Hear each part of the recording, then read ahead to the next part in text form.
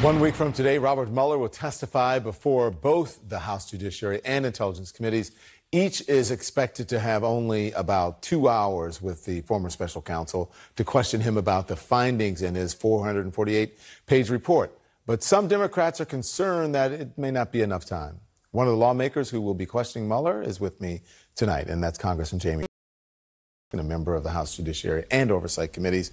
Congressman, thank you so much. I appreciate you joining us. So, listen, there's 1 week till Delighted Mueller, to be with you, John. Absolutely. There's 1 week till Mueller's testimony with so little time for questions. You told our Manu Raju today that Democrats need to resist the impulse to editorialize. Explain why that's so important. Well, what we need to do is just to be a vehicle for communication for the special counsel, whose words and his report have been distorted and misstated repeatedly by Attorney General Barr and by Donald Trump. You know, with their idiotic mantra of no obstruction, no collusion, they've cast a cloud of propaganda over the whole country. So we just want to give Special Counsel Mueller the chance to come and to dispel the fog of propaganda.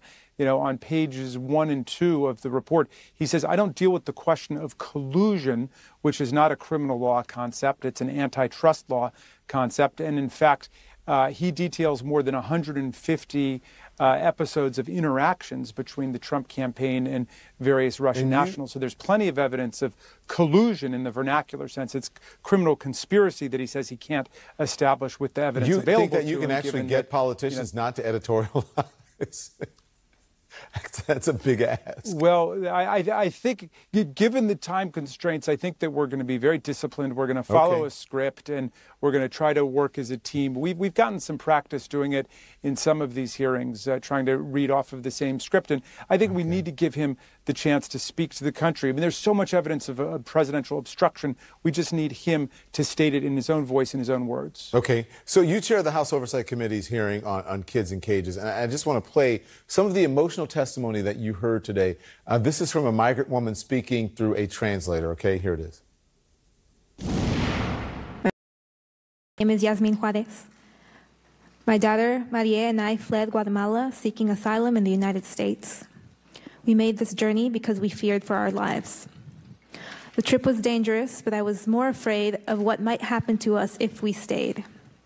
So we came to the United States, where I hope to build a better, safer life for us. Unfortunately, that did not happen.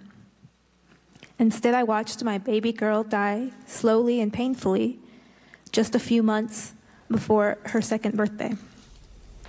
Powerful testimony. What are you trying to accomplish with these hearings?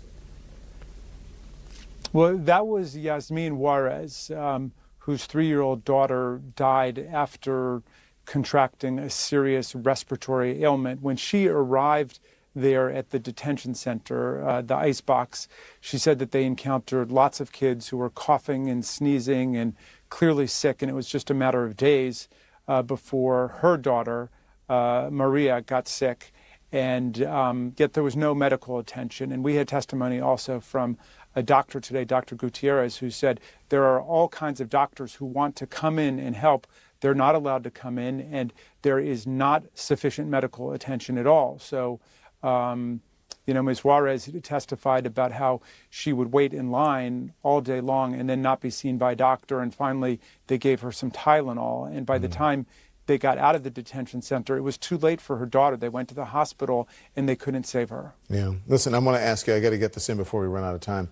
The House Oversight Committee also asked the embattled Labor Secretary Alex Acosta to come and testify later this month about the sweetheart plea deal that he gave Jeffrey Epstein when he was a district attorney in Florida. What more are you hoping to hear from Acosta?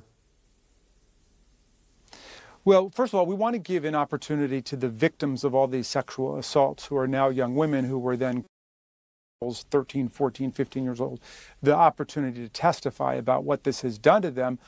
Acosta oversaw essentially a double system of justice. While they're putting lots of people away in jail or prison for marijuana offenses, for example, they're letting the wealthy and well-connected Jeffrey Epstein off after having committed dozens of sexual assaults against girls. These are rapes and sexual offenses. And he got a really sweetheart deal where basically he spent half the day in some kind of mellow incarceration, and then he could go do whatever he wanted. And that was after a plea relating to the least serious offense with a 17-year-old girl who was the oldest one involved, and they decided to describe it as soliciting prostitution. So they basically labeled her a prostitute instead of dealing with the reality of his offenses. Now, after a storm of outrage about this, the prosecution is happening, better late than never, in New York. But Acosta ends up with egg all over his face, and he's a terrible poster boy for this double system of justice under the Trump administration. Well, we're out of time, but we'll look forward to both these hearings and see how you guys